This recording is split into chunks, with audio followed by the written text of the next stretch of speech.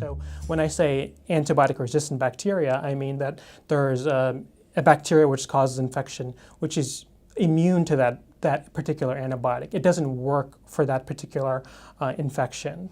But working in the hospital, we see it every single day, that we see patients who have antibiotic-resistant infections. The CDC estimates that about 2 million people each year suffer from an antibiotic-resistant infection, and more than 20,000 people die every year from antibiotic-resistant infections. And so, although it's something that may not be as much out there in the public consciousness, in the hospital, we see it every single day.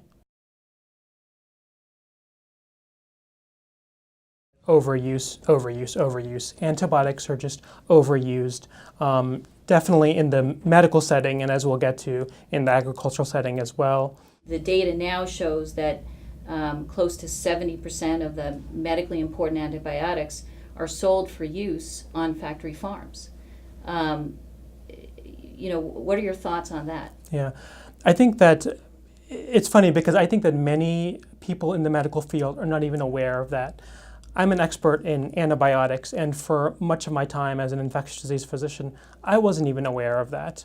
When you think about the sheer volume of antibiotics that are used and how much antibiotics are bought and consumed by meat buyers, the power is really with them to control our response to this antibiotic resistance crisis. When you think about McDonald's and how much really, what are they known for? They're known for beef and hamburgers. The majority of their sales are from beef. I think that they serve millions of, maybe upwards of 1 billion pounds of beef every year. And you think about all the antibiotics that have gone to produce that and what the downstream consequences are. I think that they hold so much power in this issue.